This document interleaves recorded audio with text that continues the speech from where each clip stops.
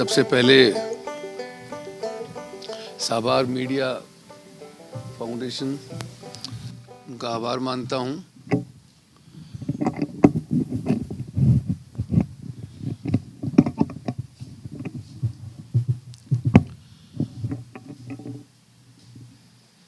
ठीक है।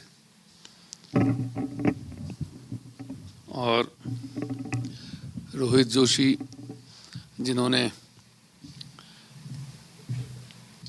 इतना उत्साह इस आयोजन के लिए दिखाया। मैंने कई जगहों पे मेरा जाना हुआ है देश में और विदेश में, लेकिन किसी निमंत्रण में इतनी गरमाई नहीं देखने में आई जो अल्मोड़ा से रोहित जी ने भेजा। और उसके बाद यहाँ आने के बाद जिन भी लोगों से मिलना हुआ, लेखकों से, पत्रकारों से, जो मीडिया से जुड़े विद्वान हैं वो भी, और शेखर जी इस शारदा संस्थान के संचालक, तो मुझको लगा कि मुझे अल्मोड़ा पहले क्यों नहीं आना चाहिए था। मैं पहले आता, मैं पहले कभी नहीं आया।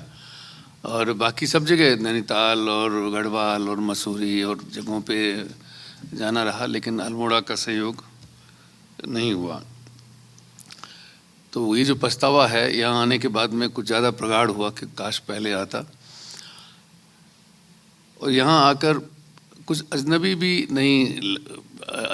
भी नहीं लगता है। हम लोग रेगिस्तान के रहने वाले हैं तो बिल्कुल अलग दुनिया है, लेकिन फिर भी एक धरातल पे आके लगता है कि एक सी दुनिया है, क्योंकि पहाड़ के लोग हों या रेगिस्तान के लोग हों, संघर्ष करते हुए आगे बढ़ते हैं। तो मुझको लगा कि जैसी परिस्थितियां हम लोग देखते हैं, पहाड़ के लोग भी वैसी परिस्थितियां देखते हैं और उनके बीच आगे बढ़ते हुए बड़े होते हैं और भले लोग होते हैं। इसका मतलब ये नहीं कि मैं अपने आप को भला कह रहा हूँ। मेरे अलावा जितने लोग रेगिस्तान में होंगे, मैं ये मानता हूँ कि उन परिस्थितियों में एक मानवीय ऊष्मा जो उनको हासिल होती है, जो यहाँ आकर के भी मिली, तो मुझे लगा कि हम लोग बहुत दूरी में नहीं हैं।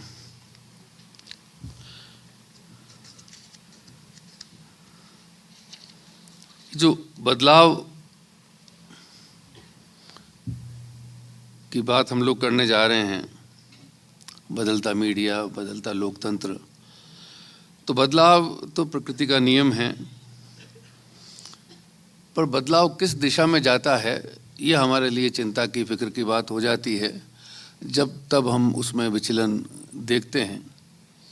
और इसलिए मेरे ख्याल में थोड़ा विचलन देख करके ही आयोजकों ने सोचा होगा कि इस मुद्दे पर बात की जाए। हम सब जानते हैं कि पत्रकारिता का दायरा आज बहुमुखी मीडिया की शक्ल में कितना व्यापक हो गया है। मुद्रित पत्र पत्रिकाओं, रेडियो, टीवी के प्रसारण, वृत्तचित्रों, डॉक्यूमेंट्री आदि के साथ डिजिटल मीडिया, खासकर पोर्टल या ऑनलाइन मीडिया, यूट्यूब प्रसारण जो आजकल बहुत काफ़ी लोकप्रिय होने लगे, और सोशल मीडिया ने संचार, उसकी विषय वस्तु और उसके प्रभाव क्षेत्र को बेतरह प्रभावित किया है। मोबाइल और डेटा उपलब्धि ने डिजिटल माध्यमों को ही नहीं, पारंपरिक अखबारों और टीवी को भी हथेली में समाई स्क्रीन पर ला दिया है। जुटाए लिखे जाने के साथ ही खबर का संचार दुनिया के एक कोने से दूसरे कोने तक पलक झपकते हो जाता है। डिजिटल मीडिया में खबरों, लेखों के समय अनुकूल संशोधन परिवर्तन का भी नियमित अवकाश रहता है। ये चीज़ महत्वपूर्ण है, ये जो डिजिटल जो पहलू है, क्योंकि अखबार में कुछ छप जाता है और ज़रूरी नहीं कि हमेशा सच ही छपता हो। लोग मान के चलते हैं कि जो अखबार में छपता है सच होता है, लेकिन आपको मालूम होगा कि कई बड़े अखबारों में अगले रोज़ भूल सुधार छापने की परंपरा रही है। वो अच्छी परंपरा थी। ज़्यादातर अखबार तो नहीं छापते हैं अपनी भूल को, लेकिन बड़े अखबार विदेश में और कहीं कहीं हमारे यहाँ भी, लेकिन डिजिटल मीडिया की ये मैं ये मानता हूँ कि आपने कोई लेख अगर शाया किया किसी पोर्टल पर और उसमें कुछ त्रुटि रह गई या उसके बारे में कोई नई जानकारी मिल गई, तो आप तुरंत उसका परिष्कार उसमें कर सकते हैं। ये जो तकनीक का विस्तार हुआ और ये जो माध्यम मैंने गिनाए, ये माध्यम हम लोगों ने जब पत्रकारिता शुरू की, मैंने मेरे ख्याल में 50 साल, लगभग 2 साल बाद मुझे 50 साल हो जाएंगे, 77 में सिलसिला शुरू किया बीकानेर राजस्थान में, वहाँ से। तो उस दौर में तो आप सब को अंदाज़ा है ही कि क्या था, रेडियो था और अखबार थे। और जब धीमे धीमे टेलीविज़न की दुनिया आई तो हमने देखा कि टेलीविज़न कृषि दर्शन, चित्रहार या इन चीज़ों के लिए जाना जाता था। लेकिन उसके बाद टेलीविज़न बड़ा माध्यम हमारे सामने उभरा। लेकिन दुर्भाग्य की बात है कि रेडियो आज तक खबरों की दुनिया में उसको सरकार लाइसेंस नहीं देती। ये तो कितने अफसोस की बात है, क्योंकि मैंने इतने माध्यम गिनाए और आपने गौर किया कि उसमें रेडियो का नाम नहीं आता, क्योंकि रेडियो का नाम इस रूप में नहीं आता कि रेडियो में खबरें देने का काम सरकार करती है और सरकार ने निजी क्षेत्र के लिए उसको नहीं खोला जैसा कि टेलीविज़न को खोल दिया है। और ये बात समझ में आती भी है, क्योंकि सरकारें मीडिया से कतराती हैं, डरती हैं, और रेडियो ऐसा माध्यम है जो जिसकी पहुंच सबसे ज़्यादा हो सकती है। और दुनिया में रेडियो की बड़ी प्रतिष्ठा है। अगर आप विदेश में हवाई जहाज़ से उतरें, टैक्सी में बैठें, तो आपको रेडियो पर चैनल 4 की चर्चा सुनाई देगी। लोग वहाँ अब ऊब चुके हैं। हमारे यहाँ भी धीमे धीमे, आपने अब चित्रहार जब आता था तो पड़ोसी के यहाँ देखने चले जाते थे, अब इतना सिनेमा है, इतने OTT के ज़रिए चीज़ें हैं, तो आप ऊब चुके। तो वहाँ पे लोगों को जानकारी चाहिए, लोगों जो मुद्दे हैं उन पे बहसें होती हैं, और वो बहसें रेडियो की इसलिए ज़्यादा लोकप्रिय हैं कि आप टेलीविज़न देखने के लिए आपको आंखें गड़ा के देखना पड़ता है। तो लोग कहते हैं ना, इडियट बॉक्स है, वो देखने वाला इडियट है कि उसको चलाने वाले, ये बहस की बात हो सकती है, लेकिन एक मायने में तो दोनों ही होंगे, क्योंकि आप के पास उतना वक्त हो कि आप टेलीविज़न के सामने बैठे रहें। हमारे पास तो शायद बहुत होता है, लेकिन बाहर धीमे धीमे भागम भाग की ज़िंदगी में नहीं हो सकता। लेकिन रेडियो तो आप काम करते हुए, टैक्सी चलाते हुए सुन सकते हैं। तो हमारे यहाँ भी रेडियो खेतों में भी लोग लेके जाते थे, ट्रांजिस्टर आपको याद होगा। तो उसकी जो पहुँच रेडियो की थी, अगर वो रेडियो को अगर इस दुनिया में, यानी मीडिया की दुनिया में या पत्रकारिता की दुनिया में उसके लाइसेंस दिए जाने लगते, तो उसका प्रसार बड़ा व्यापक हो सकता था। लेकिन कोई सरकार नहीं चाहती कि इतना प्रसार किसी माध्यम का हो, क्योंकि उसमें रेडियो और बाकी माध्यमों में, या बल्कि टेलीविज़न को भी आप जोड़ लीजिए जो कि बाद में आया रेडियो से, उसमें बुनियादी फ़र्क ये है कि अखबार के लिए या पत्रिका के लिए पढ़ा लिखा होना ज़रूरी है, लेकिन रेडियो को जैसे कि टेलीविज़न को भी वो कोई भी सुन सकता है, देख सकता है, और इसलिए उसकी पहुंच, उसका संचार ज़्यादा तीव्र और ज़्यादा व्यापक, ज़्यादा दूर जगह तक होता है। पर मुझको इस बात का मैंने बीच में रुक के इसलिए उल्लेख किया कि रेडियो जैसे माध्यम को जो इतना सशक्त हो सकता है और लोगों को सजग करने में, जागरूक करने में, जानकारियाँ देने में, चाहे खेती की जानकारी हो, चाहे राजनीति की जानकारी हो, चाहे स्वास्थ्य की या शिक्षा की या पर्यावरण की जानकारी हो, उसको रेडियो को क्यों नहीं आप इस्तेमाल करते हैं? शायद सरकारें डरती हैं कि रेडियो को अगर आप लाइसेंस देंगे तो हमारी शामत आएगी, क्योंकि लोगों को, वो लोग भी जो जिनको आप अनपढ़ कहते हैं, जबकि वो हो सकता है कि साक्षर न हो लेकिन अनपढ़ नहीं है और ज्ञान उनमें है, वो ज़्यादा सजग होंगे और राजनीति के लिए ये चीज़ खतरनाक है। और इस बात को मीडिया को, मैंने अपनी बात कही है, लेकिन जो लोग सरोकार रखते हों उनको ये मुद्दा उठाना चाहिए। दुर्भाग्य से हमारे यहाँ इसको उठाया नहीं जाता है। मीडिया के इस बहुविध और तकनीकी युग में रोज़गार के अवसर भी बड़े पैमाने पर बढ़े हैं। मीडिया शिक्षण के संस्थान और पाठ्यक्रमों की संख्या बढ़ी है। मीडिया केंद्रों से लेकर इन संस्थानों तक में रोजगार, बेहतर आय के साधन लेकर आए हैं। उनमें नवाचार और उत्तरोत्तर परिष्कार की संभावनाएं भी बढ़ी हैं। कहना न होगा कि मीडिया में यह एक तरह बड़े बदलाव का दौर है। इसकी गति और परिमाण कुछ समय पहले के हालात को देखते हुए लगभग अकल्पनीय था। परंतु खुशियां हमेशा बहुत स्थायी आश्वासन लेकर नहीं आती हैं। मीडिया के बहुविध रूपांतरण और सुदूर व तत्काल प्रसार ने भले ही उसे अत्यंत चमकदार और प्रभावशाली बनाया हो, लेकिन वह अपने बुनियादी सरोकारों से हटने लगा है। अगर कहा जाए कि मीडिया अपने दायित्व से खिलवाड़ की हद तक दूर निकल आया है, तो शायद अतिशयोक्ति न होगी। निश्चय ही यह बात समस्त मीडिया के बारे में नहीं कही जा सकती।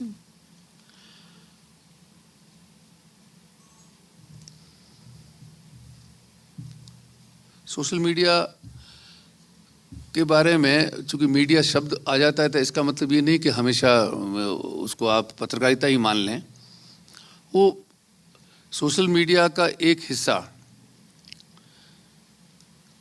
जिसको बहुत गैर जिम्मेदार मानना चाहिए और उसको किसी भी सूरत में पत्रकारिता तो नहीं माना जा सकता। ये ठीक है कि ऑनलाइन अखबार आपको मिलते हैं, पोर्टल मिलते हैं, वो तो एक तरह से छपे हुए अखबार का ही एक दूसरा डिजिटल रूप हैं।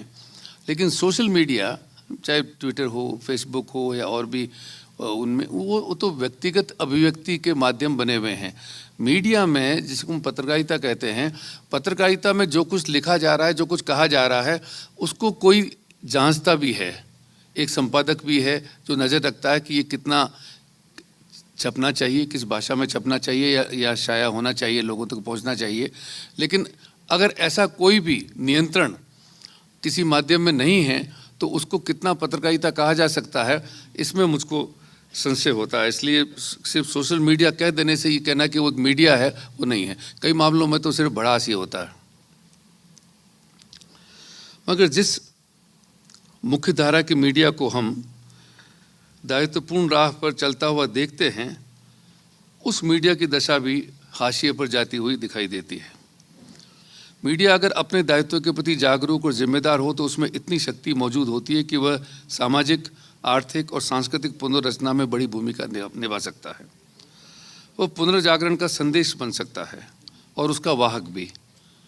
दुर्भाग्य से आज के मीडिया प्रमुख इस जिम्मेदारी के निर्वहन में अपनी कोई भूमिका नहीं देखते। पत्र पत्रिकाओं में संपादक की जो भूमिका हुआ करती थी वह भी पहले जैसी नहीं रही। अन्य माध्यमों में संपादक या उसके समकक्ष पदों की प्राथमिकताएं बदल गई हैं। उनकी शिक्षा भले पेशेवराना हो, उनकी समझ और सरोकार बुनियादी दायित्व को छूने तक से डरते हैं। कई जगह तो संपादक का पद ही गायब हो गया है या उसकी जगह संपादकीय निदेशक या प्रबंधक जैसे पद ज़्यादा प्रचलित हो गए हैं।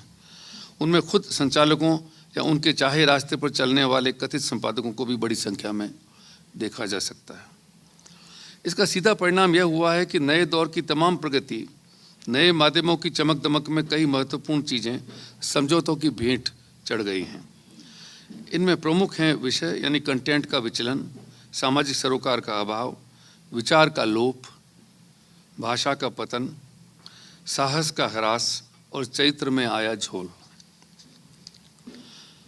हमारा देश दुर्भाग्य से जातिवाद और सांप्रदायिकता के दंश से पीड़ित है। उसे मुक्त कर दिशा देने की जगह संकीर्ण विचारों में भटकाकर मीडिया उसे जब तक उकसाने या भड़काने का काम भी कर बैठता है। विवादग्रस्त मुद्दों पर विवेकवान मीडिया चाहे तो समाज को सही पृष्ठभूमि देने, समस्या के विभिन्न पहलुओं को सामने रखने, जानकारों की मदद से विकल्पों की पड़ताल करने में योगदान कर सकता है। लेकिन हम देखते हैं कि कई दफ़ा मीडिया अपने संकीर्ण विचारों के सहारे दकियानूसी तबकों के साथ जा खड़ा होता है। इस तरह समाज रचना की जगह वह समाज विखंडन में अपनी भूमिका टटोलने लगता है। समाज में कुरीतियों की काट की जगह उसे बढ़ावा देना, अंधविश्वासों को हवा देते हुए आगे की ओर देखने वाले तबके का तिरस्कार करना, अपराध, फैशन और ग्लैमर की प्रत्यक्ष या परोक्ष प्रतिष्ठा करना और प्रायोजित कार्यक्रमों में उपभोक्ता को गुमराह करने वाले उत्पादों का प्रचार करना भी मीडिया के एक बड़े हिस्से का काम हो गया है। कहा जा सकता है कि मीडिया बड़ा व्यवसाय है और उसमें समझौते सहज संभव हैं। अखबार वितरण के लिए तो टीवी वाले टीआरपी के लिए स्वाभाविक ही प्रयत्नशील होंगे।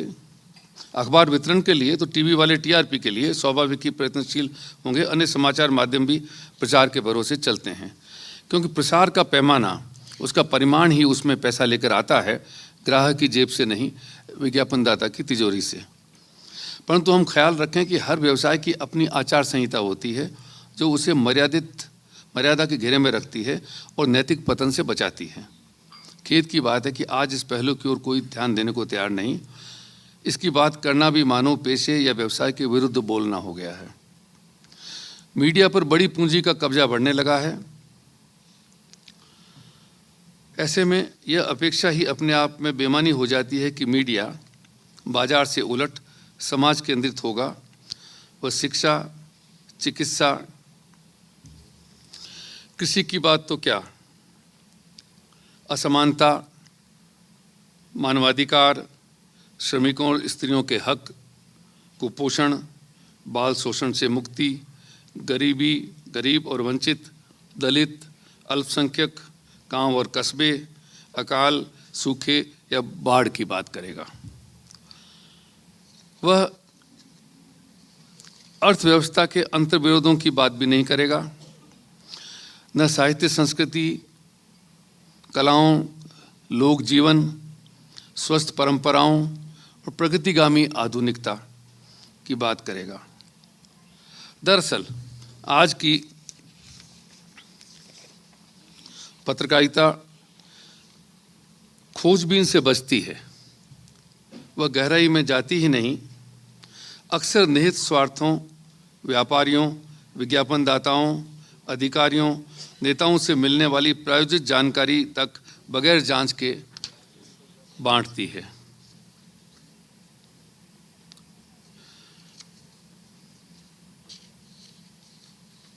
जबकि पत्रकारिता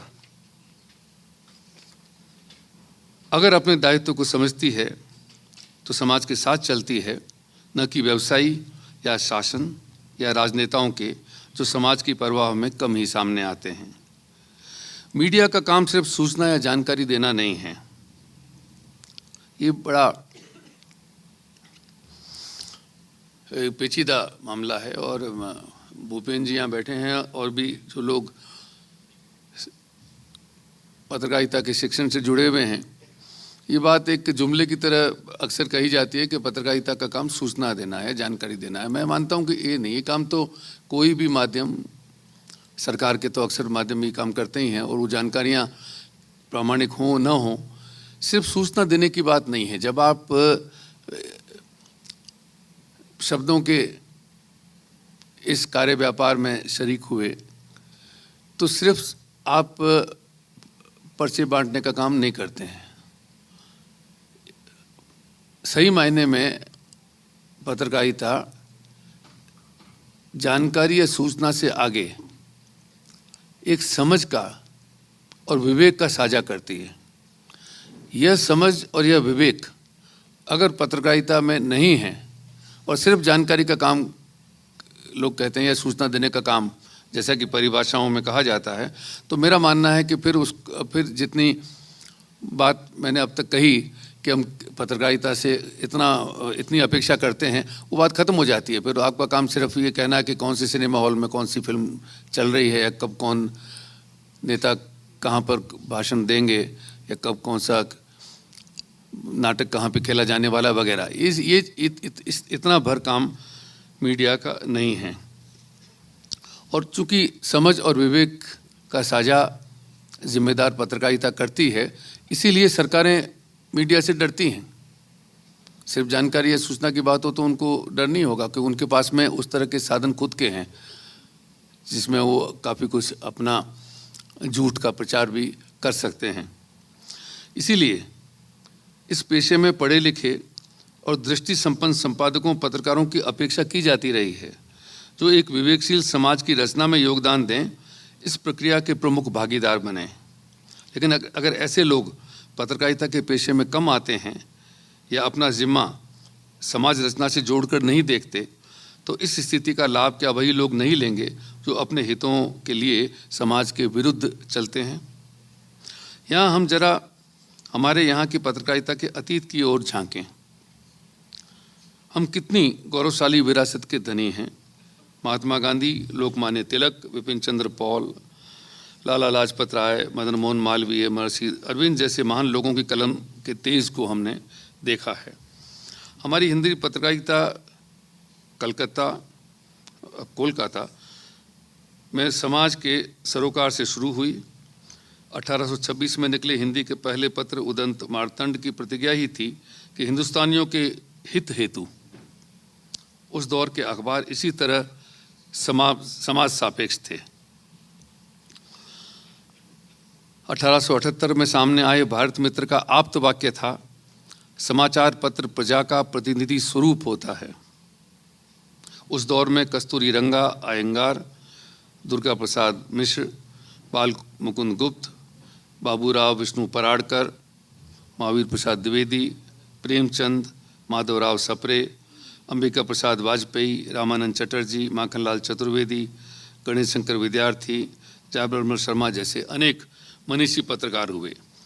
उन संपादकों ने समाज और शासन की कुनीति के विरुद्ध निडर होकर लिखा। राष्ट्रवाद पर जागरण साप्ताहिक में तो प्रेमचंद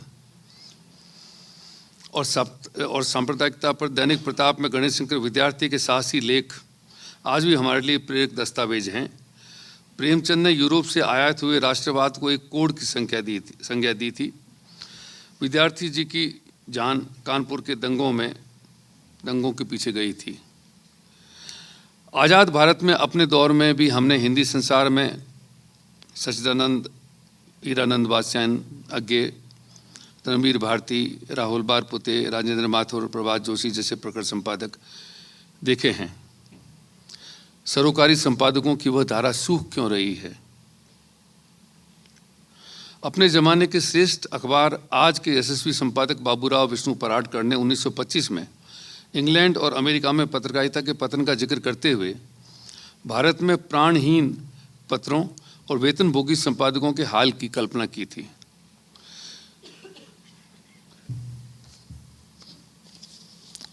इस चीज़ का जिक्र अक्सर किया जाता है, पर फिर भी मुझको लगता है कि इसका जिक्र हर बार करना चाहिए।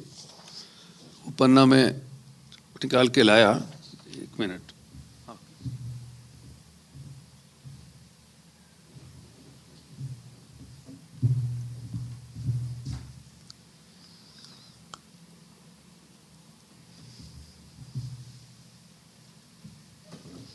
ये डायबिटीज़ बड़ी खतरनाक बीमारी है, बीच बीच में प्यास बढ़ जाती है। तो पराड़कर जी की टिप्पणी मीडिया के जो लोग हैं वो तो सबको मालूम है, लेकिन फिर भी मैंने कहा कि इसको भूलना नहीं चाहिए। उन्होंने, ये 1925 की बात है, तो पूरा 100 साल इस बात को हो गए, और वृंदावन में हिंदी साहित्य सम्मेलन के अध्यक्ष पद से उन्होंने कहा था कि आने वाले दौर की कल्पना, ठीक 100 साल पुरानी बात है। 100 साल पहले उन्होंने लिखा, पत्र सर्वांग सुंदर होंगे, आकार बड़े होंगे, छपाई अच्छी होगी, मनोहर, मनोरंजक और ज्ञानवर्धक चित्रों से सुसज्जित होंगे, लेखों में विविधता होगी, गंभीर गवेषणा की झलक होगी और मनोहारिणी शक्ति भी होगी, ग्राहकों की संख्या लाखों में गिनी जाएगी, सब होगा, पर पत्र प्राणहीन होंगे। पत्रों की नीति देशभक्त, धर्मभक्त अथवा मानवता के उपासक महाप्राण संपादकों की नीति न होगी। इन गुणों से संपन्न लेखक विकृत मस्तिष्क के समझे जाएंगे, संपादक की कुर्सी तक उनकी पहुंच भी न होगी। वेतनभोगी संपादक मालिक का काम करेंगे, वे हम लोगों से अच्छे होंगे, पर आज भी हमें जो स्वतंत्रता प्राप्त है वह उन्हें न होगी। वस्तुतः पत्रों के जीवन में यही समय बहुमूल्य है। इंग्लैंड और अमेरिका के पत्रों ने उन्हीं दिनों सच्चा काम किया था जब उनके आकार छोटे थे, समाचार कम होते थे, ग्राहक थोड़े थे, पर संपादक की लेखनी में ओज था और प्राण था। इन देशों की इस उन्नति के बहुत कुछ कारण वही संपादक थे जिनसे धनी घृणा करते थे, शासक क्रुद्ध रहा करते थे, और जो हमारे ही जैसे एक पैर जेल में रखकर धर्म बुद्धि से पत्र के संपादन किया करते थे। यहाँ धर्म का मतलब आप जानते हैं कि दायित्व बोध की बात है। उनके परिश्रम से और कष्ट से पत्रों की उन्नति हुई, पर उनके वंश का लोप हो गया। अब संचालक और व्यवस्थापक सर्वेसर्वा हैं, संपादक कुछ नहीं हैं। इस इतिहास से हमें उपदेश ग्रहण करना चाहिए, समय रहते सावधान हो जाना चाहिए और इस अवसर का ऐसा सदुपयोग करना चाहिए कि भावी पीढ़ियां प्रेस के साथ हमारा स्मरण करें। 100 साल पहले पराडकर जी लिख रहे हैं और अब आप देखिए कि मतलब आज जो हाल हो गया है उसकी कल्पना कितनी सच्ची रही।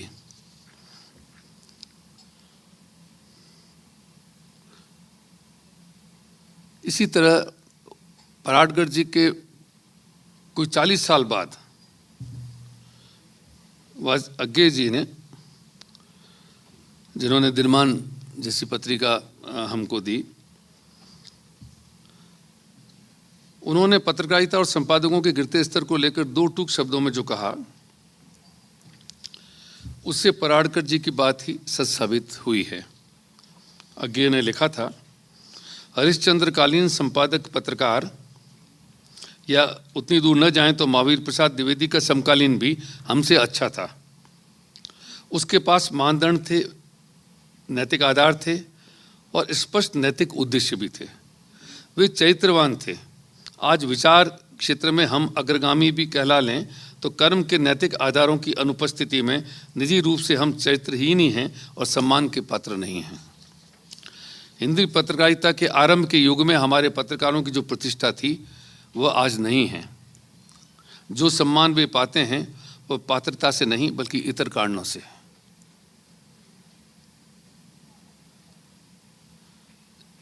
जिस विचार क्षेत्र की बात अज्ञे ने की, पत्रकारिता में वह भी अब दुर्लभ चीज हो चुका है।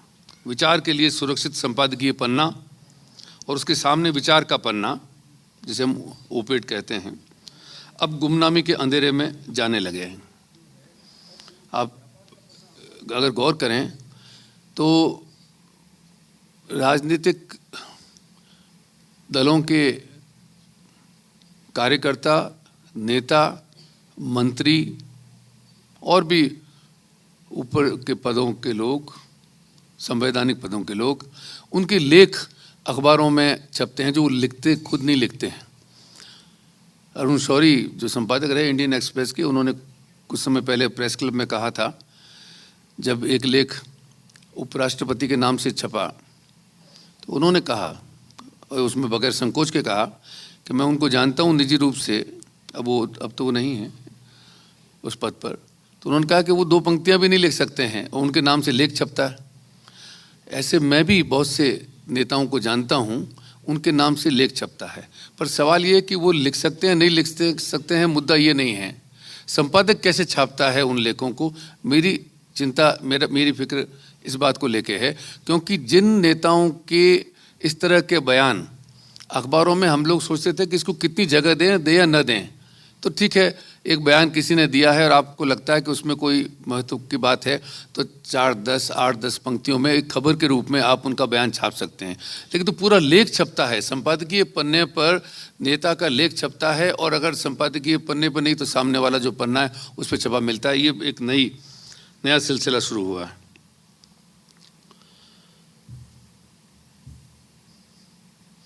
विचार नहीं होगा मीडिया में तो भाषा की ज़रूरत भी कहाँ बचेगी। हिंदी के नाम पर अधकचरी, बेतरतीब और संकर भाषा हमारी आने वाली पीढ़ी को अजीबोगरीब संवाद शैली की ओर धकेल रही है। आपने भी देखा होगा कि आजकल हिंदी उस तरह से हिंदी नहीं रह गई। इसके बाद मैं आगे भाषा की बात अलग से करूँगा, लेकिन हिंदी में जो अंग्रेज़ी का घालमेल है, अंग्रेज़ी शब्दों में कोई हर्ज नहीं है, अंग्रेज़ी शब्दों का इस्तेमाल बोलचाल में हम सभी करते हैं, और इतने अंग्रेज राज करके गए हमारे यहाँ पे, लेकिन उसकी जो प्रेत छाया है वो इस तरह से अखबारों पर छा जाएगी, इसकी कल्पना 50 साल पहले नहीं करते थे। अब तो कई जगह तो वाक्यों में और शीर्षकों में हमको ढूंढना पड़ता है कि इसमें हिंदी के शब्द कहाँ हैं, इतने अंग्रेजी के शब्दों का इस्तेमाल उसमें होता है। तो यह मैंने कहना चाहा कि कितने गौरवपूर्ण अतीत से हम लोग गुजर के आए हैं। वे पत्रकार, उस दौर के पत्रकार संघर्ष करते थे, पैसा कम पाते थे पर इज्जत बहुत पाते थे। विशाल भारत, जागरण जो जिसके संपादक प्रेमचंद थे, या सैनिक जिसके संपादक कृष्णदत्त पालीवाल हुए, विशाल भारत के बनारसी दास चतुर्वेदी थे, और बादशाह आगे भी ने भी उसका संपादन किया था। तो उसके बाद में उस जमाने को छोड़ भी दें तो हमारे सामने हमने दिनमान को देखा है, धर्मयुग को देखा, साप्ताहिक हिंदुस्तान, रविवार, प्रजानीति, आसपास, इस तरह के अखबार भी या पत्रिकाएं भी हमारे सामने थीं। अब ये सब बंद हो चुकी हैं। यानी इस तरह की पत्रकारिता जिस पर हमको गर्व महसूस होता था, और हम 100 साल पुरानी बातों को छोड़ दें, लेकिन ये मैं अपने सामने की बात करता हूँ। यानी मेरे जैसा व्यक्ति जो वाणिज्य की पढ़ाई जिसने की हो, लेकिन हिंदी ठीक ठाक हुई और हिंदी में रोजगार पत्रकारिता में चले आए, ऐसे बहुत से लोग उस दौर में थे। साहित्य के क्षेत्र से भी लोग पत्रकारिता में आते थे क्योंकि उनके पास में अच्छी भाषा थी, हिंदी थी। अब तो उसकी ज़रूरत नहीं रह गई आपको कि आपके पास हिंदी अच्छी है कि नहीं है। लेकिन वे सारी पत्रिकाएं बंद हो गई। टाइम्स ऑफ इंडिया समूह से निकलने वाली जितनी पत्रिकाएं थीं, हिंदी की भी, अंग्रेजी की भी, अन्य भाषाओं की भी, कोई सिनेमा वगैरह की, मनोरंजन की बात छोड़ दें, वो सारी पत्रिकाएं बंद हो चुकी। और इमरजेंसी के बाद जो हमारी इस ताज़ा स्मृति में इतने भयानक दिन, काले दिन जो हम कहते हैं रहे, उसने एक काम अच्छा किया था कि एक राजनीतिक चेतना पत्रकारिता में उसके बाद में पनपी।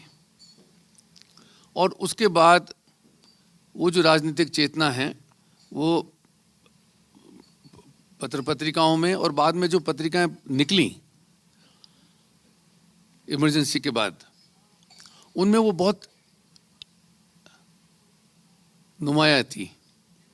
आप पहचान सकते थे कि भारतीय पत्रकारिता का तेवर इमरजेंसी के बाद में बदला है। लोगों ने इस तरह से नहीं उम्मीद की थी कि लोकतंत्र में इस तरह से लोगों पे इस किस्म का हमला होगा। और उसके बाद जब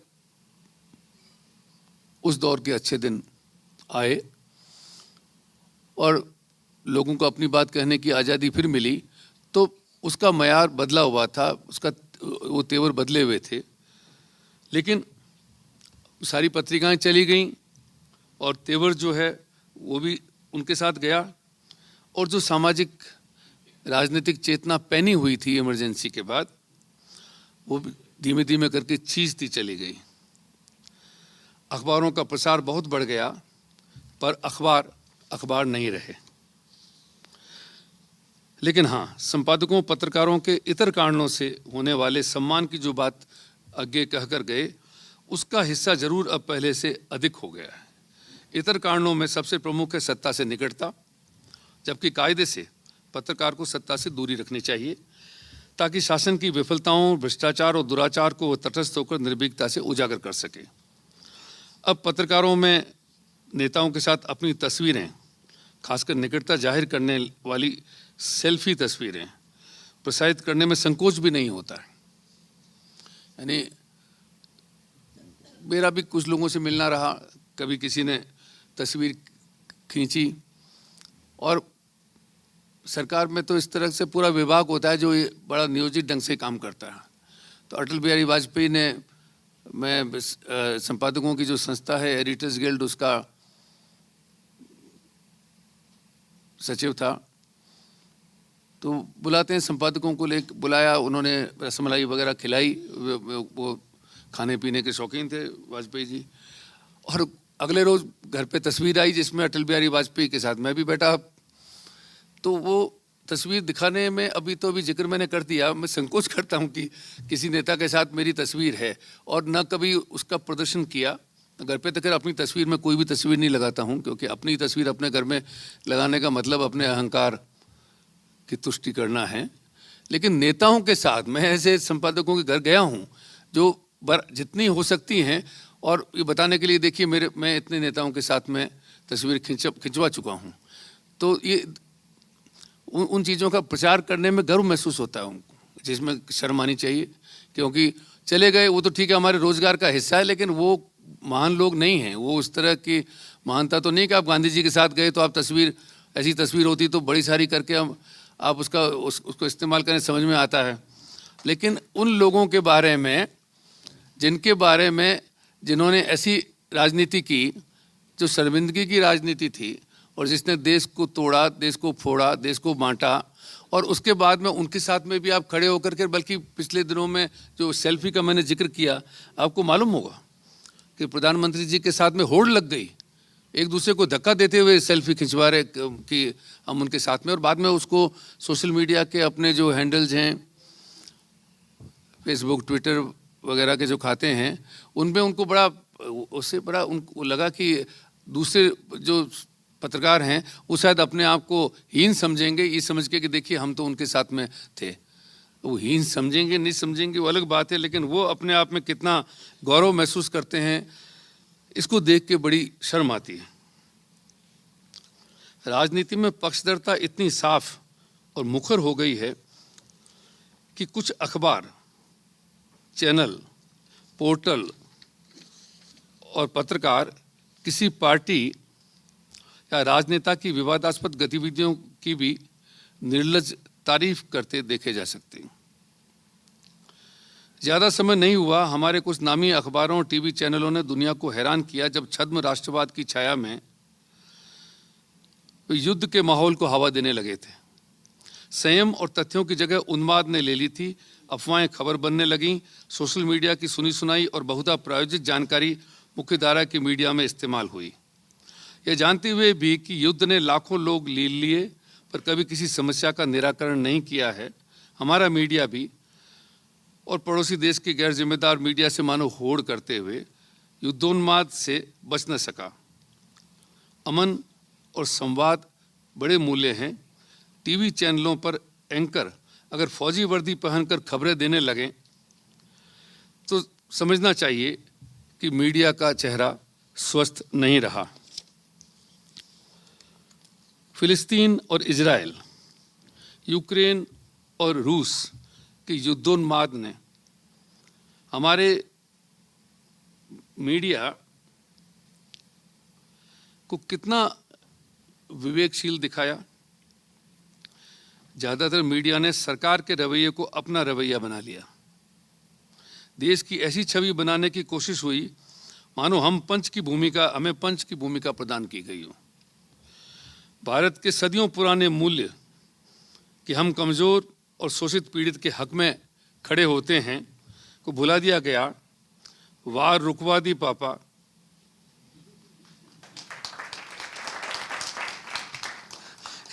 एक मजाक भरा जुमला बनकर के सामने आया। सच्चाई यह है कि हमारे मीडिया के विवेक और जिम्मेदार आलोचनात्मक दृष्टि का हम पत्रकारों को ही भान नहीं रहा। हम देश की समस्याओं, उसके अहम मुद्दों से आंख चुराने के लिए वैश्विक मुद्दों को छूते हैं, जहां हमारा न अपना कोई स्टैंड होता है न हमारी कोई पूछ होती है। इंदिरा गांधी के ज़माने के गरीबी हटाओ नारे से लेकर अच्छे दिन आने वाले हैं कि इस दौर में मीडिया ने कितनी पड़ताल वस्तु स्थिति में झांकने की। मणिपुर, उसके बारे में ये तो बराबर याद दिलाया जाता है कि प्रधानमंत्री वहाँ नहीं जाते, जो सच है, लेकिन हमारा मीडिया वो वहाँ पर, खासकर जो उत्तर भारत का मीडिया है, जो खबरें वहाँ से मिल जाती हैं उनका तो इस्तेमाल होता है, लेकिन जाकर के कितने पत्रकारों ने वहाँ की ज़मीनी हकीकत को, इधर की दुनिया को बहुत सरल और सहज भाषा में समझाया कि सच में वहाँ की समस्या क्या है। राम मंदिर का मामला हुआ, अयोध्या के बाद जिस तरीके से हमारी राजनीति बदली है, और उसके बाद राम मंदिर का किस्सा हुआ जिसमें हमारे शंकराचार्य बड़े खींचते हुए उनके बयान आए। उसके बाद जो राजनीति हुई उसके बारे में भी कोई साहस भरा चेहरा मीडिया का सामने नहीं आया। कुश्ती संघ का विवाद हुआ, बहुत सारे हैं, मैं ज़्यादा विस्तार से नहीं जाना चाहता हूं, पर चूंकि एक सूची बनाई थी कि कहां कहां हम लोगों ने गैर जिम्मेदारी भरा काम किया मीडिया ने। कुश्ती संघ का मामला हुआ, वो ब्रजभूषण सिंह जिनके खिलाफ हमारी जो पहलवान थी धरने पर रहीं, अरसे तक धरने पर रहीं, कैसे उनको दबाया गया और कैसे उस व्यक्ति को बचाया गया, इसको लेकर के भी बहुत ज़्यादा आलोचनात्मक दृष्टि मीडिया में नहीं देखने में आई। हाल में महाकुंभ में पाप जो धो के आए, उनमें आप देखिए जो लोग मारे गए उनके बारे में कहा गया कि उनको वहाँ पे पुण्य मिल गया क्योंकि मर गए, और कितने लोग मरे सारे दिन पता ही नहीं चलने दिया गया कि शाम को थोड़ी सी जानकारी। मीडिया हमारा, हम लोग मीडिया की बात कर रहे हैं, नेता लोग क्या करते हैं क्या नहीं करते हैं हम सब जानते हैं, वो कोशिश करेंगे, लेकिन मीडिया उनके काबू में कैसे आया, इतने बहकावे में कैसे आया कि आप बताना नहीं चाहते हैं, और छुपाने से अफवाहें ज़्यादा फैलती हैं, ये सच्चाई है। क्या इतनी सामान्य समझ भी मीडिया में नहीं थी? तो शाम तक होते होते कहा हाँ 17 लोग मर गए हैं, फिर अगले दिन अखबारों में कहा 30 मर गए हैं, तो हमको लगा नहीं अब तो ठीक है, थोड़ी सच्चाई दे रहे हैं। वो सच्चाई तो आज भी कोई नहीं जानता कि कितनी है, और उस सच्चाई के सामने नहीं आने देने से और मीडिया के कोई गहरी जांच पड़ताल खोजबीन नहीं करने से, जिसको हम इन्वेस्टिगेटिव जर्नलिज्म कहते हैं, कोई अब करने को तैयार नहीं है। उससे और ज़्यादा अफवाहें, आपको सड़क पर चलता आदमी कहता मिलेगा नहीं साहब मरने वाले तो 3000 हैं, नहीं मरे होंगे 3000, मैं नहीं मानता हूँ, लेकिन सच्चाई क्या है हम जानते ही नहीं। तो वो मीडिया जिसका काम है इस जानकारी को सामने लाना, वो सामने नहीं लाया, और 2 दिन तक इस तरीके से चुप्पी छाई रही। एक दिन तो पूरी थी, अगले दिन भी रही। तो ये ताज़ा उदाहरण था जिससे अंदाज़ा लगा सकते हैं कि मीडिया का हाल क्या है। इन मुद्दों पर क्या मीडिया तटस्थ रहा? समाज के साथ खड़ा नज़र आया मीडिया, या सरकार के साथ खड़ा नज़र आया? आप किसी से जाके समाज में पूछ लीजिए कि इस सारे दौर में, इस सारे प्रकरण में, या और भी जो मैं प्रसंग बता रहा हूँ, कि उसमें मीडिया समाज के साथ खड़ा था या सरकार के साथ खड़ा था। इंदिरा गांधी के ज़माने में मुझको याद है कि जैसे ही रेडियो खोलते थे, प्रधानमंत्री ने कहा है, पहला वाक्य यही होता था। उसके बाद 50 साल 40 साल बीत जाने के बाद आप समझते हैं कि हम आगे बढ़े होंगे, अब भी सारा मीडिया वही कवायद करता हुआ नज़र आता है, और जो कहा उसको आप लोगों को बताएं वहाँ तक ठीक है, लेकिन जो कहा उसमें कितना सच है और कितना प्रोपेगेंडा है, इसकी पड़ताल कौन करेगा? इसकी पड़ताल करना भी मीडिया का काम है, लेकिन मीडिया ये नहीं करता है। तो फिर तो जो सरकार के इदारे हैं जिनका काम प्रचार करना, जो मैंने शुरू में कहा, तो वो तो आप कहते हैं सूचना देने का काम है, और सूचना देने का काम आपने भी अख्तियार कर लिया, जो कि आपका काम सिर्फ सूचना देना नहीं था, उससे आगे की अपेक्षा थी, वो पूरी नहीं होती है। सत्ता हित के सामने मीडिया ने मानो लोक हित को तिलांजलि दे दी है। सारे सामाजिक सरोकार कहाँ चले गए? पत्रकारिता के मूल्यों में इस क्षरण के लिए किसको जिम्मेदार समझा जाए? पत्रकारों को, मालिकों को, बाजार को, या सरकार को? सभी जिम्मेदार हैं, यह कहने से काम नहीं चलेगा। पत्रकार इस कार्य व्यापार में आ गया है तो उसे इस संबंध में अपनी जिम्मेदारी को समझना और स्वीकार करना होगा। ये जो मालिकों के बारे में कहा जाता है कि चूंकि मालिकों के नियंत्रण में मीडिया है, मालिक जो है वो खुद सरकार के नियंत्रण में है, तो आप ये कहना चाहते हैं कि भाई जो कुछ है वो सरकार कर रही है। तो एक हद तक बात ये ठीक है, सरकार, सारी सरकारें, सिर्फ यहाँ की नहीं और भी, वो इसकी कोशिश करती हैं कि सच को छुपा लें जब इस तरह के संकट की चीज़ें हों और झूठ सामने आए, और जो मालिक हैं उनको काबू करने की चेष्टा की जाती है। और मालिकों के काबू में चूंकि संपादक हैं, लेकिन संपादक काबू में तो हैं, लेकिन संपादक गुलाम हैं या उनके सिर्फ नियंत्रण में काम करते हैं। इसको समझने की ज़रूरत है कि संपादकों ने समर्पण किया है और कई जगहों पर तो संपादक हैं नहीं, मालिकी संपादक हैं, और टेलीविज़न पर तो संपादक भी नहीं हैं। अखबार में एक नियम होता है कि अखबार के अंत में छापना पड़ता है कि ये पीआरबी जो अधिनियम है उसके अंतर्गत कौन व्यक्ति जिम्मेदार है, ये व्यक्ति जिम्मेदार है। टेलीविज़न पर तो ऐसा कोई प्रावधान नहीं है। इसका मतलब टेलीविज़न गैर जिम्मेदार माध्यम है जो कि ज़्यादा लोगों तक पहुंच रहा है, जो पढ़े लिखे नहीं हैं उन तक भी पहुंच रहा है। इसी तरीके से जिसको सोशल मीडिया आप कह रहे हैं उस पर किसका नियंत्रण है और उसके लिए कौन जिम्मेदार है? उसमें तो जो लिख रहा है वही जिम्मेदार है। जो लिख रहा है वो व्यक्ति, उसकी आप उसका नाम नहीं जानते, उसकी शक्ल भी झूठी है, उसका नाम भी झूठा है, और वो जो चाहे लिख सकता है, जिसके बारे में जो चाहे प्रचार कर सकता है, जो झूठ फैलाना चाहे वो फैला सकता है। और जिसको आप फेक न्यूज़ कहते हैं, तो फेक न्यूज़ का सबसे बड़ा अड्डा तो सोशल मीडिया ही बना हुआ है। कोई भी एक नेता का क्लिप, उसका एक टुकड़ा निकाल करके आप एक झूठ का प्रचार 2 दिन तक, 1 दिन तक करते रह सकते हैं। उसके बाद कोई सफाई देता रहे कि नहीं भाई पूरा वीडियो तो ये था। लेकिन इसके लिए कोई नियम कानून कायदे, आप एक्ट बना लेते हैं, तो एक्ट आप बनाते हैं, आईटी एक्ट लेकर आते हैं, ये कहने के लिए लेकर के आते हैं कि किस तरीके से हम मीडिया को काबू कर सकते हैं। लेकिन किस तरीके से आप सच्चाई को सामने लाएं और झूठ या फेक न्यूज़ उसको फैलने न दें, इसकी चेष्टा करने के लिए आप कौन सा कानून लाते हैं। कानून बनाया, जगह जगह हर शहर में, हर प्रदेश में आपको पुलिस के लिए कहेंगे कि ये विभाग ये काम करता है, लेकिन वो विभाग कितना कारगर है और किस तरीके से उसके ऊपर काबू रखता है हम लोग जानते हैं। कहना न होगा कि पूंजी के गठजोड़ यानी बाजार के दबाव ने मीडिया को धंधे में नहीं, एक गोरख धंधे में धकेल दिया है। पाठक या दर्शक अब महज उपभोक्ता हैं। कहना न होगा कि मीडिया उपभोक्तावादी समाज की रचना कर रहा है। सरासर अब संस्कृति का, कुरुचि का पोषण करना जैसे उसके उद्देश्यों में शुमार हो चुका है। वह विलासिता को बढ़ावा देता है ताकि विलास के उत्पादकों को मुनाफा हो। आप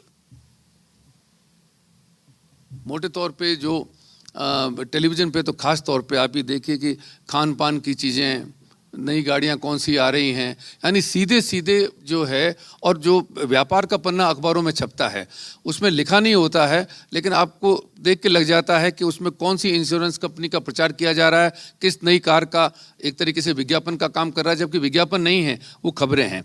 और कुछ मामलों में तो पूरे के पूरे पन्ने राज्य सरकारें खरीद लेती हैं, पैसा देती हैं, चुनाव में नेता खरीद लेते हैं, और उसके ऊपर बड़ी चालाकी से एक शब्द कोई ऐसा लिख दिया जाता है जो आम आदमी, जो एक आम नागरिक आप कहते हैं, कोई व्यापार करने वाला, रोजगार करने वाला, वो समझेगा नहीं। जब आप लिख देते हैं पूरा पन्ना छाप करके, जो पूरा प्रचार का एक अंग है, उसके कोने में लिखा होता है इम्पैक्ट फीचर। वो इम्पैक्ट फीचर विज्ञापन है, जिसको हम पेड न्यूज़ कहते हैं, कि पैसा दे करके आपने खबर की शक्ल में कुछ छपवाया है। तो कुछ तो सीधे छप रहा है। जो मैंने कहा कि कॉमर्स के, वाणिज्य के पन्नों पर खबरें छप रही हैं, वो खबरें नहीं हैं। जब चुनाव हो रहे हैं तो चुनाव में नेता पैसा अखबार को दे रहा है कि मेरी सभा में इतनी भीड़ थी, ये इतना लिख दो, मैं तुमको पैसा दूंगा। वो भी पेड न्यूज़ वहाँ तक जो हुई, लेकिन आप सरासर विज्ञापन ही छाप रहे हैं, पर उसके ऊपर विज्ञापन लिखने में आपको तकलीफ होती है, क्योंकि वो तो कोई समझ लेगा कि ये तो विज्ञापन है, तो ऐसा शब्द लिखते हैं जब पता न चले कि विज्ञापन है। ये धोखा नहीं है तो क्या है।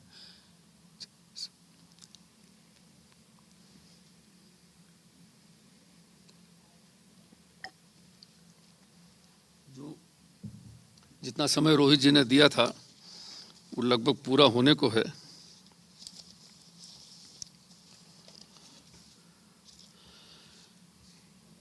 तो मैं जो कहना चाहता हूँ, या अब जो कहा उसको जो समेटना चाहता हूँ, कि मुद्दों की पत्रकारिता नहीं रही। भ्रष्टाचार पर कुछ खबरें भले ही छप जाती हैं, कोई पकड़ा गया या किसी तरह की, लेकिन खोज नहीं होती है, बहुत गहराई में जाने की पड़ताल नहीं होती। इलेक्टरल बॉन्ड का किस्सा हुआ, मेरे ख्याल में किसी भी देश में इस तरह का काम पहले नहीं हुआ होगा कि सरकार ही कहे कि कोई भी व्यवसायी हमको या किसी भी राजनीतिक हमको मतलब सत्ताधारी दल को या किसी भी दल को पैसा दे सकता है और वो पैसा चुपचाप दे सकता है। जिसके खाते में जिसकी बैलेंस शीट ज़ीरो है वो 200-300 करोड़ रुपया कहाँ से आपको दे सकता है। उसमें कई ठेकेदार, ये तो बाद में जो चीज़ें सुनने में आई, लेकिन उसके बारे में जैसे कहा जाता है कि बहुत गहरी इन डेप्थ तथ्यों के साथ में चीज़ें सामने आई। कहीं कोई दुर्घटना हो गई, कहीं कोई सुरंग बन रही थी तो पता चला इसको ठेका दिया था और इसने इलेक्ट्रल बॉन्ड के लिए इतना पैसा दिया था वगैरह कुछ चीज़ें। लेकिन जिम्मेदारी के साथ इतने बड़े देश में इतना बड़ा मीडिया और उन्होंने उजागर करने का काम किया हो इस तरह के व्यवसायियों को, जिन्होंने करोड़ों करोड़ रुपया विभिन्न दलों को, सिर्फ एक दल की बात नहीं है, पैसा बहुत लोगों को मिला, लेकिन जो सत्ताधारी दल होगा उसको उसके पास जाहिर ताकत होती है, उसके पास में कई ऐसे इदारे भी होते हैं और कई ऐसे संगठन या व्यापार जो उल्टा सीधा काम करते हों, उनको कुछ भय भी रहता होगा। तो उन्होंने उसमें जो रास्ता अख्तियार किया इलेक्ट्रल बॉन्ड के जरिए सरकार को या सरकारी दल को पैसा देने का, क्योंकि जो सत्ता में नहीं है उससे तो अभी आपको भय नहीं है, जो सत्ता में है और उनके दल को आप देते हैं, उसका कितना हिसाब सामने आया। ये जो मैं कहना चाहता हूँ कि खोज नहीं करते, गहराई में नहीं जाते, उसका एक सबसे बड़ा उदाहरण ये है। जबकि धार्मिक उन्माद उसका हिस्सा बनने में कभी भी संकोच नहीं किया। बाबरी का मामला हुआ, चाहे दादरी का मामला हुआ, उसमें आप देखिए किस तरीके से चीज़ें सामने, बहुत देर से बाद में पता चलता है कि राजस्थान में जिसको गायों की तस्कर समझ के मार डाला गया, वो तो बेचारा कोई डेयरी चलाने वाला व्यक्ति था और अपनी गायें लेके जा रहा था। लेकिन एक सिलसिला लंबे अरसे तक चलता रहा। उसके बाद में मुकदमों का सिलसिला शुरू हुआ। बाद में जब सरसंघ चालक ने कहा कि भाई ये बंद कीजिए, ठीक नहीं है, तो ये किनको कहा गया और कब कहा गया, तब तक कितना पानी बह चुका था। ये अजमेर दरगाह जो है उसके बारे में भी कह दिया गया कि इसके नीचे भी मंदिर है, हर दरगाह के नीचे मंदिर है, कल कहेंगे हर घर के नीचे होगा। कहने का मतलब ये कि इस तरह की चीज़ों से एक अजीबोगरीब उन्माद जो है वो पनपता है और ये जो हमारा ताना बाना समाज का है, एक लोकतंत्र का, वो उखड़ता है। और उसको बचाने के लिए मीडिया ने चेष्टा नहीं की, बल्कि कई दफ़ा उसमें आग में घी डालने का काम किया। और टीवी का इस्तेमाल, वो टीवी हमारे यहाँ बर्बादी का संवाहक हो गया। जो मैंने शुरू में आपको कहा कि सबसे जिम्मेदार हो सकता था, क्योंकि वो उन लोगों तक भी पहुँच सकता था जो साक्षर नहीं हैं, उनके बीच में भी आप अच्छे मुद्दों की बात कर सकते थे, उनको अच्छी जानकारी देने का काम कर सकते थे। इससे वो समाज सजग और जागरूक हो सकता था। लेकिन उनको भरमाने में टेलीविज़न ने बड़ी भूमिका निभाई और उसके बाद में उस टेलीविज़न को काबू करने में सरकार ने जो भूमिका निभाई वो बहुत दिलचस्प है। 100 से ज़्यादा चैनल अंबानी के पास हैं। नेटवर्क 18, ईटीवी के तमाम चैनल जो प्रदेशों में चलते हैं, और ये अलग अलग लोगों के पास थे। और उसमें वो लोग जो सरकार के लिए थोड़ा, क्योंकि कुछ पत्रकार थे जो थोड़ी हिम्मत का काम करते थे, कर सकते थे और उनके इस तरह के लोगों को भी अपने साथ जोड़ सकते थे। तो नेटवर्क 18 राजदीप सरदेसाई और सागरिका घोष ने चलाया, अंबानी ने खरीदा, वो सड़क पे आ गए। ठीक है, बाद में किसी दूसरे टेलीविज़न में नौकरी करने लगे, सागरिका टाइम्स ऑफ इंडिया में चली गई, फिर सांसद भी हुई। ऐसे ही अडानी, उन्होंने एनडीटीवी को खरीदा, रवीश कुमार सड़क पे आ गए, और भी अनेक लोग, अनेक एनडीटीवी के पत्रकार जो अच्छा काम कर रहे थे। अब ठीक है, संकेत उपाध्याय, अनेक नाम मैं ले सकता हूँ, वो यूट्यूब चैनल पे आके और अपनी अभिव्यक्ति के रास्ते ढूंढे हैं और उनमें अच्छा काम करने वाले लोग भी हैं। लेकिन किस तरह से इतना बड़ा मीडिया का तंत्र कुछ पूंजीपतियों के हाथ में चला गया, वो पूंजीपति जो पहले से सरकार की गोद में बैठे हुए थे, तो आप मान के चलिए कि कितना बड़ा समाज के प्रति एक जिम्मेदारी का काम करने वाला जो मीडिया का हिस्सा है, वो मीडिया का हिस्सा उस जिम्मेदारी से दूर कर दिया गया, क्योंकि इसके अलावा और कोई उद्देश्य हो नहीं सकता है। और वो सारे चैनल ज़्यादा देखे जाने वाले, बड़े देखे जाने वाले चैनल, और लोग, ऐसा नहीं है कि लोग भी जानते समझते हैं, लेकिन लोगों के पास में चारा क्या है? लोग तो उन चैनल को खरीद करके और कह नहीं सकते कि ठीक है हम पैसा देंगे और आप इसको चलाइए। उनके पास में इस तरह की कोई ताकत नहीं है। राजदीप सरदेसाई ने अभी किताब लिखी, उस किताब में उन्होंने लिखा है कि किस तरह से कौन कौन अधिकारी टेलीविज़न चैनलों पर चैनलों में टेलीफोन करके और खबरों को नियोजित करते हैं, नियंत्रित करते हैं। ये बड़ी खतरनाक स्थिति है। वो तो अंदर के आदमी हैं, वहाँ बैठे हुए हैं और वो देख रहे हैं। तो हमें क्या देखना है, क्या नहीं देखना है, इसका चुनाव वो व्यक्ति नहीं कर रहा है जिसकी बात हम कर रहे हैं, जिसको हम संपादक कहते हैं, जो जिम्मेदार होगा, विवेकवान होगा, समाज के प्रति जवाबदेह होगा। वो व्यक्ति, उसके हाथ में कुछ नहीं है और एक टेलीफोन आएगा और उसके बाद में कोई खबर रुक जाएगी, चली जाएगी, उसका तेवर बदल जाएगा। और फिर सोशल मीडिया का इस्तेमाल, ये चीज़ें तो वो हैं जो आप मुख्य धारा का, जिसको हम मीडिया कहते हैं, उसको किस तरीके से, वो हमारे सामने किस तरीके से अपनी जिम्मेदारी से हट गया या किस तरीके से उसको हटाया जा रहा है। लेकिन उसके अलावा सूचना की दुनिया, जानकारी की दुनिया किस तरीके से नियंत्रित है। सोशल मीडिया पर एक ट्वीट 1000 लोगों के हैंडल पर देखा जा सकता है, शब्दशः उसी भाषा में, वही विचार, वही जानकारी, वही चीज़ें। तो इसको आप प्रोपेगेंडा नहीं कहेंगे तो क्या कहेंगे? तो एक ऐसे अजीब दौर में, जब इस तरीके के प्रोपेगेंडा के दौर में देश चला गया, उस वक्त एक मीडिया से जो उम्मीद बंधी हुई थी कि वो अगर सजग है और इस तरीके से चीज़ों को सामने ला सकता है, तो वो उम्मीद अगर धुंधली हो जाती है तो हम किसकी तरफ देखेंगे? देश जातिवाद और सांप्रदायिकता की जकड़ में आज से नहीं है, बरसों से है। पहले भी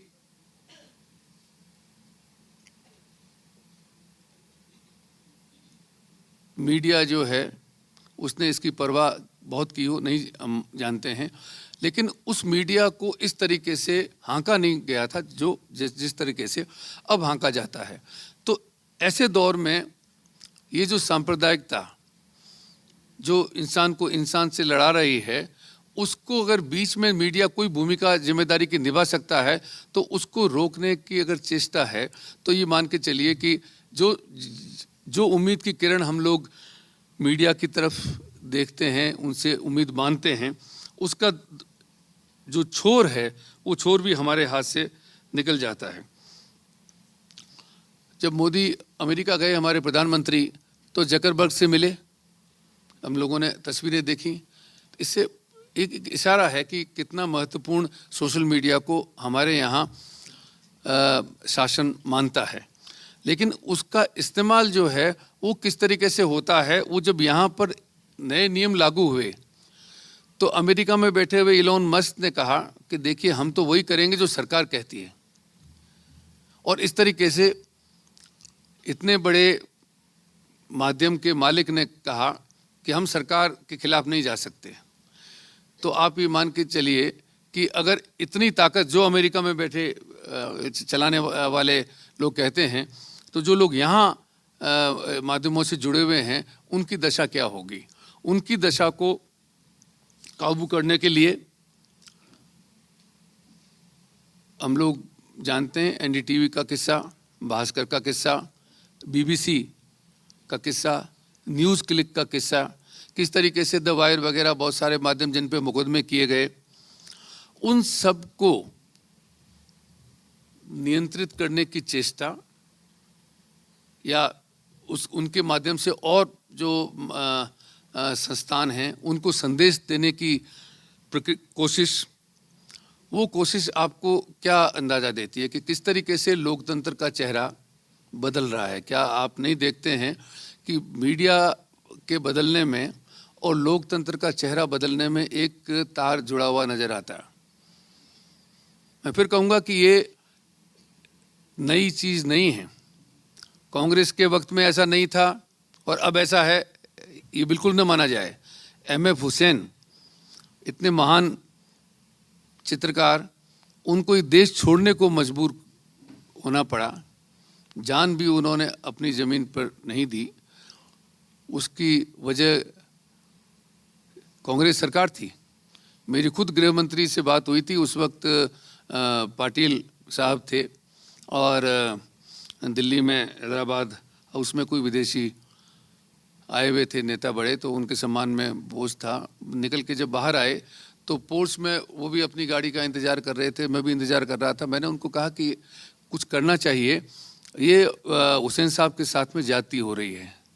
तो उन्होंने तुरंत मुझे कहा, आपने देखी है वो पेंटिंग्स? मैंने कहा हाँ। उन्होंने कहा कि उनमें अश्लीलता है। मैंने कहा देखिए, पेंटिंग के बारे में वो व्यक्ति ज़्यादा जानकार होगा जो उस माध्यम को समझता हो।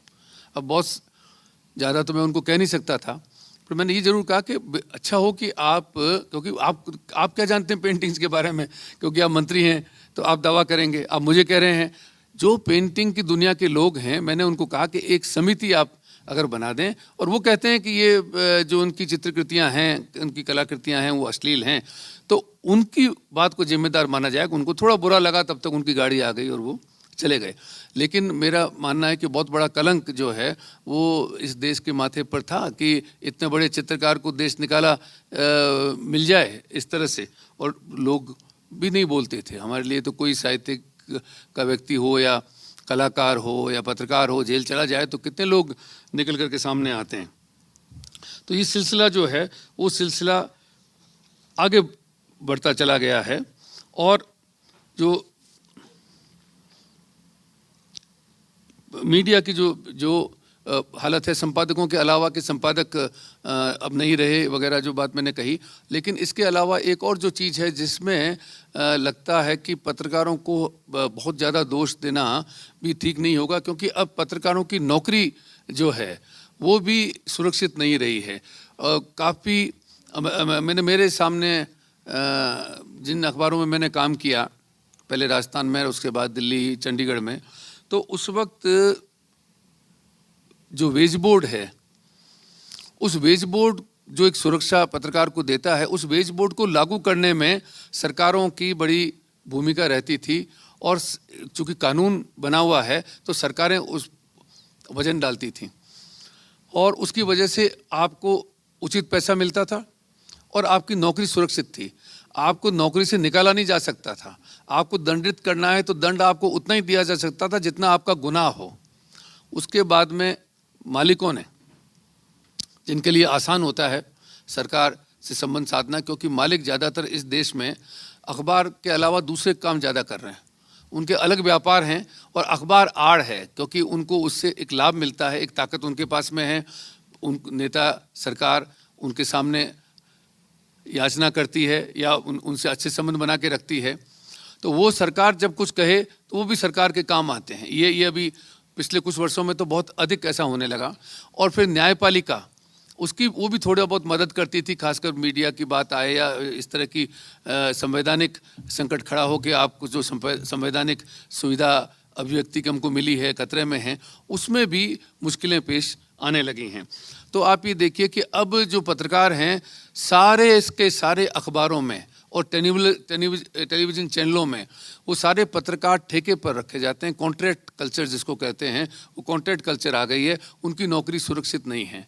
तलवार लटकी हुई है। एक साल बाद में आपको खूब पैसा दिया जाएगा अगर आप अच्छा काम करेंगे, और अगर आप अच्छा काम नहीं करेंगे, और अच्छा का मतलब वहाँ पे ये है कि जैसा हम चाहते हैं वैसा नहीं करेंगे, तो आपको घर जाना पड़ेगा।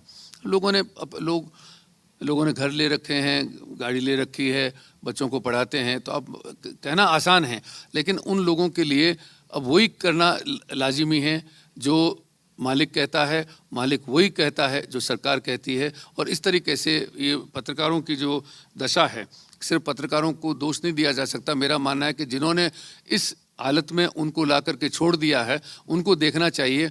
और न्यायपालिका या सरकार में जो जिम्मेदार लोग हैं, अगर वो वेज बोर्ड को, और सुप्रीम कोर्ट का एक आदेश भी हो चुका है, उसके बावजूद अगर उसको लागू नहीं करवा सकते हैं, और ये जो कॉन्ट्रैक्ट कल्चर है या जो असुरक्षा का रोजगार है, तो आप मानिए कि ये भी एक बड़ी मुश्किल की चीज़ है। बहुत सारे अच्छे पदों के पत्रकार हैं, उनको अच्छा पैसा मिल रहा है क्योंकि वो सीधे मालिकों के संपर्क में हैं, और बहुत से पत्रकार आपको ऐसे मिलेंगे जो दिहाड़ी मजदूर की तरह काम कर रहे हैं और बहुत थोड़ा पैसा उनको काम के लिए मिलता है, और उस पैसे की भी कोई गारंटी नहीं है कि अगर आप जरा भी उनसे हट गए तो वो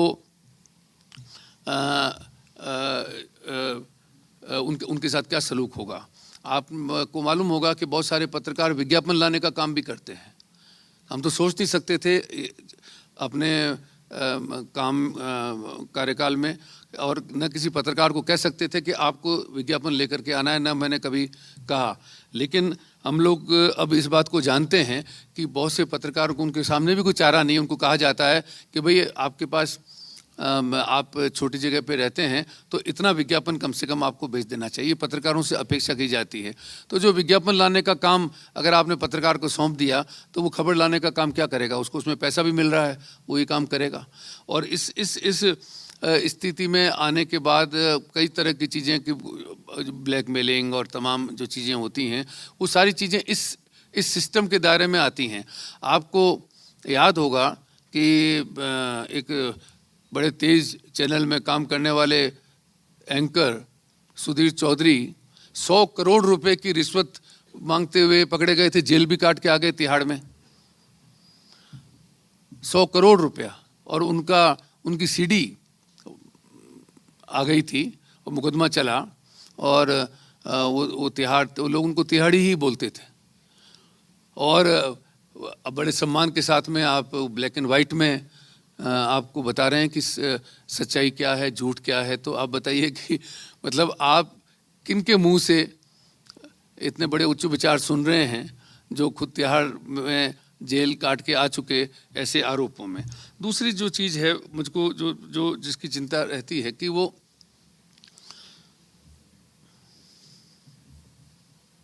मुझको समाप्त करना चाहिए, नहीं तो लोग चले जाएंगे उठ के।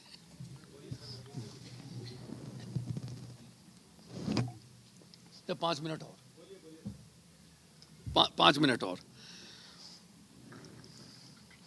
तो ये जो पत्रकार हैं, जो मैं कह रहा था कि पत्रकारों की दशा ठीक नहीं है, लेकिन पत्रकारों में भी अब ये है कि जिसको हम लोग कहते हैं कि एक चरित्र की बात होती है, क्योंकि आप एक ऐसे माध्यम में काम कर रहे हैं, शब्द का माध्यम है, जिम्मेदारी का माध्यम है, वगैरह तमाम बातें। तो आपको एक जगह टिक के एक जिम्मेदार, एक कहना चाहिए रुख अख्तियार करना चाहिए।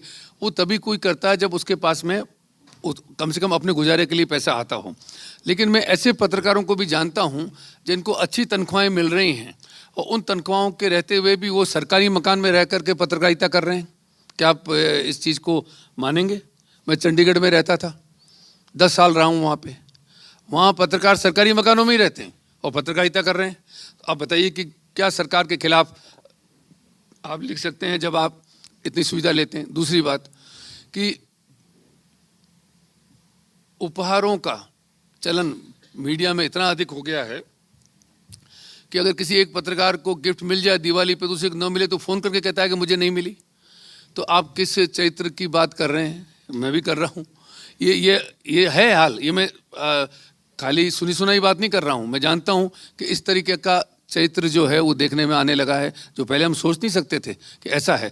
बल्कि अगर कहूँ तो अपने बारे में ठीक नहीं होगा कि बुरा लगता था और ऐसे लोगों को भगाना पड़ा कि आपको मैं जानता नहीं तो आप मेरे घर पे क्यों आते हैं। मेरे घर वो आ सकता है जिसको मैं जानता हूँ, लेकिन उपहार लेके आने की जो बात है उसका तो कोई व्यावसायिक संबंध ही हो सकता है, क्योंकि आप मौका देख करके दिवाली आप एक चीज़ रख करके चले जाएं कि ये व्यक्ति हमारे काम आएगा। इसके अलावा अगर आपको कोई जानता नहीं तो आपके घर सामान लेकर के कैसे आ सकता है।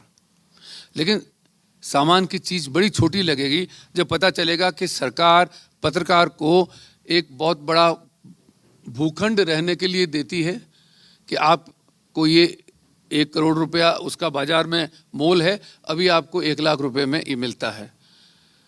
बड़ी अजीब बात है कि आप सरकार क्यों दे रही है। पत्रकार इतना कोई विशेष प्राणी तो नहीं होता है, पर कहते हैं ठीक है पत्रकार देखिए क्या आज उनको पैसा बहुत कम मिल रहा है, ऐसा करके वो उसका औचित्य ठहराते हैं। तो ठीक है किसी का घर बन जाएगा, लेकिन उसने खरीदा 4 दिन बाद उसने बेच दिया। आप हिसाब लगा के देख लीजिए, ज़्यादातर लोगों का ये हाल है। और उसके बाद दूसरा बिल ले लिया, वो बेच दिया। एक प्रदेश में कोई 30-40 साल पुरानी बात होगी, पूरा एक पत्रकार कॉलोनी है, सड़क उसमें लोग रहते हैं। मैं नाम नहीं लेना चाहता क्योंकि कुछ जो चले गए इस दुनिया में। और जब मुझे मालूम चला कि वो उस पत्रकार कॉलोनी में रह रहे थे, उसके बाद में आने वाले मुख्यमंत्री ने पत्रकारों को कहा कि आप भी ये जो कोटा है इस कोटे से प्लॉट, जो एक विशेष कोटा उनका होता है, ले सकते हैं। उन्होंने लिया जो पत्रकार कॉलोनी में ही रह रहे हैं, उन्होंने वहाँ पे घर लिया और बाद में उसका घर क्या वो भूखंड लिया और उसको बाद में बेच दिया।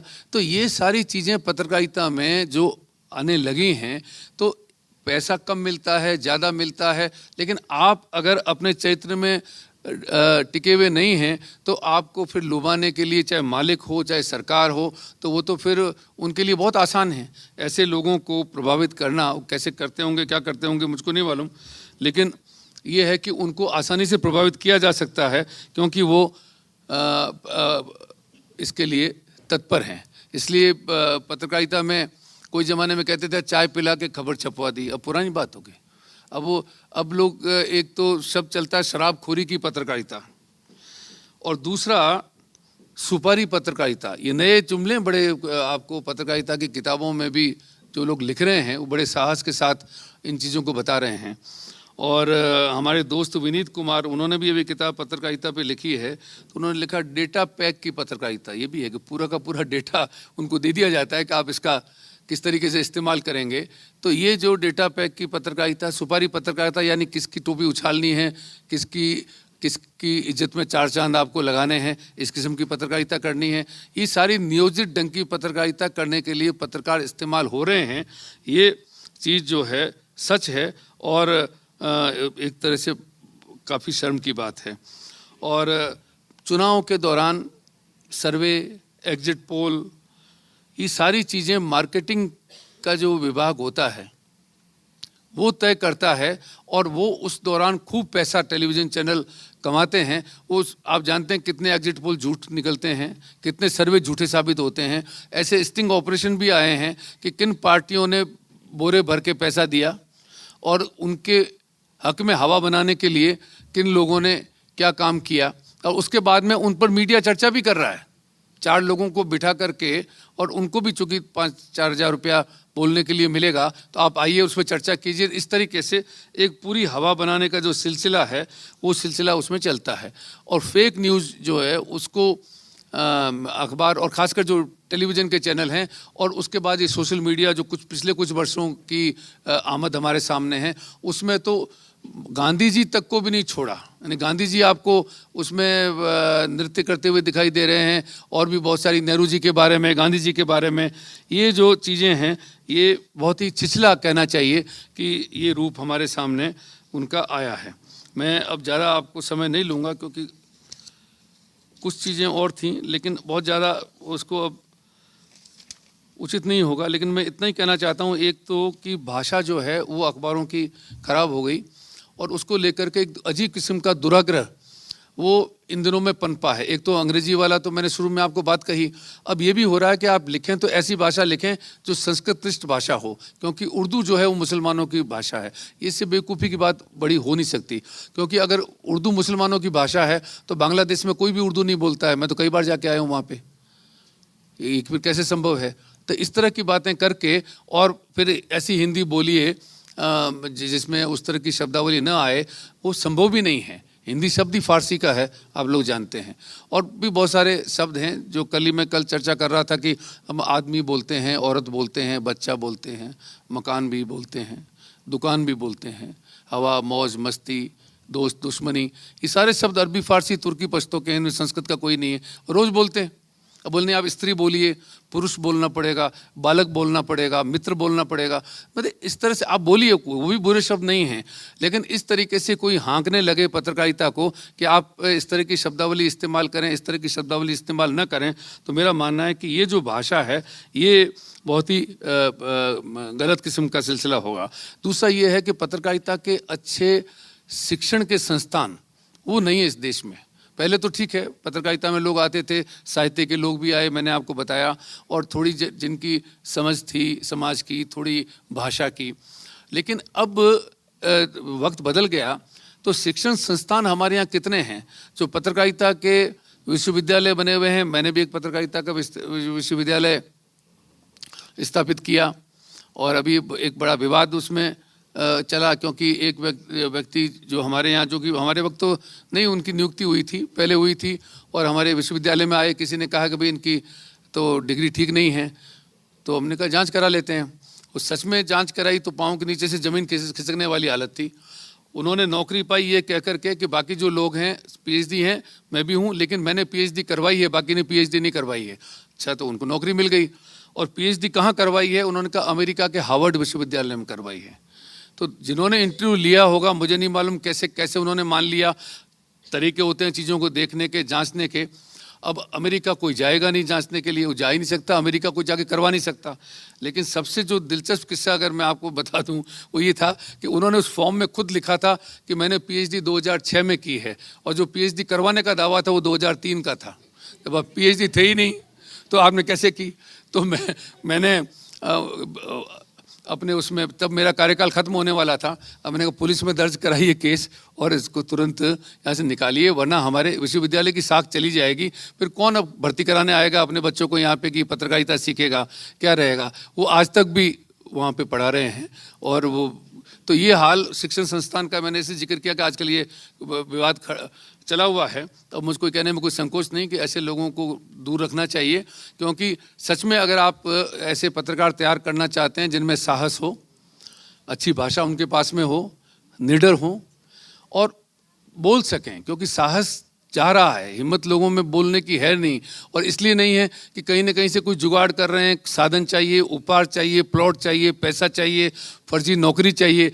तो साहस इसलिए नहीं है, साहस के उनमें इसलिए नहीं है कि आप गलत रास्ते पे चलेंगे तो आपकी आवाज़ में दम नहीं होगा, आप में ताकत नहीं होगी, और आप झूठ की दुनिया को ही आगे बढ़ाएंगे, क्योंकि आप उसी दुनिया में से निकल करके आते हैं। तो ये जो दशा है, ये दशा बदलनी चाहिए। और अंत में सिर्फ ये कहना कि जिस तरह से चीज़ें घटित हो रही हैं, लोकतंत्र का चेहरा जो बदल रहा है, उस पहलू पे ज़्यादा मैं नहीं कह सका क्योंकि समय कम है। और आप सब लोग जानते हैं कि किस तरह से सिद्दीकी कप्पन 2 साल जेल में रहे, उनका कोई अपराध नहीं था, हाथरस जा रहे थे गैंगरेप की रिपोर्टिंग करने को। लेकिन अगर कोई आपको नहीं सुहाता है तो आप उसको किसी भी आरोप में पकड़ सकते हैं। जैसे कहते हैं कि ट्रैफिक वाला कहता है कि पैसा दो, चालान करूंगा, बोले मेरी गाड़ी ठीक है, तो वो आपकी हेडलाइट के ऊपर अपना डंडा मार के कहता है कि टूटी हुई हेडलाइट कैसे चला रहे थे, तो तोड़ी तो तुमने है, लेकिन वो आपको फंसा सकता है। तो इस तरह से पत्रकारों को फंसाया जा रहा है, फंसा दिया जाता है। ऐसे कई किस्से हुए हैं, गौरी लंकेश की हत्या हो गई थी, उसके बाद में मुकेश चंद्राकर की छत्तीसगढ़ में हत्या हुई। हत्या हो जाना पत्रकार का लिखने के लिए, तो आप बताइए कितने लोगों को आप एक भय के माहौल में वहाँ भेज देते हैं। लेकिन उसके साथ साथ कार्टूनिस्ट और जो बेचारे कॉमेडी करने वाले, बेचारा मैं इसलिए कहता हूँ कि आपको हंसाते हैं, तो उनको आप, या तो वो लोग जिनको आपने न्यूज़ चैनल का लाइसेंस दिया है, वो न्यूज़ तो दिखाते नहीं है, हंसाने का काम कर रहे हैं। हंसी ठट्टे का प्रोग्राम उन चैनलों पे आपको देखने को मिलेगा। और वो जो बहुत ही रचनात्मक ढंग से, सृजनात्मक ढंग से एक अच्छी स्क्रिप्ट तैयार करते हैं और व्यंग्य आपके सामने पेश करते हैं, क्योंकि वो व्यंग्य सुहाता नहीं है या वो सरकार को निशाने पर लेता है, तो उनको भी जेल होने लग गई। कार्टूनिस्ट को जेल हुई, असीम चक्रवर्ती को हुई, मुनव्वर फारूकी जो व्यंग्य कॉमेडियन कहिए, स्टैंडिंग कॉमेडियन, उनको भी जेल हुई। तो ये जो परिवेश है, ये लोकतंत्र का चेहरा जिस तरीके से बदल रहा है, हमने बहुत बुरे दिन देखे, इमरजेंसी के दिन थे। मैंने पहले भी कहा, बड़ी शर्म आती है कि इस तरह का दौर हमारे यहाँ रहा, लेकिन अभी इमरजेंसी नहीं है। और फिर भी अगर लोगों में हिम्मत नहीं है, लोग डरने लगें या लोगों को डराया जाए, तो मैं मानता हूँ कि लोकतंत्र जो है वो एक ऐसे अजीब दौर से गुजर रहा है कि आगे क्या होगा कह नहीं सकते। ये मैं नहीं कहता हूँ कि बहुत निराशा की घड़ी है, क्योंकि हमेशा आप किसी भी सुरंग से गुजरते हैं तो इसी उम्मीद में रहते हैं कि कोई न कोई एक उजाले की किरण आपको दिखाई देगी। उजाले की किरण ये है कि हमारे पास में जेल जाने वाले लोग कम हैं, जेल के बाहर बैठे लोग ज़्यादा हैं, अखबार निकल रहे हैं, टेलीविज़न लोग हैं, सक्रिय हैं, और उनमें अगर ऐसे लोग निकल आएँ जो हिम्मत दिखाएं, तो सब के सब लोगों को तो आप जेल में डाल नहीं सकते। और जो लोग, जिन भी लोग जो आपराधिक कार्रवाइयों में लगे हैं, वो सब के सब लोगों को तो निशाने पर ले नहीं सकते। लेकिन इसके लिए ज़रूरी है कि मीडिया में अपनी एकजुटता हो। वो एकजुटता अगर नहीं रहती है तो वो साहस का संचार भी नहीं होगा, जो मैं मानता हूँ कि ज़रूरी है।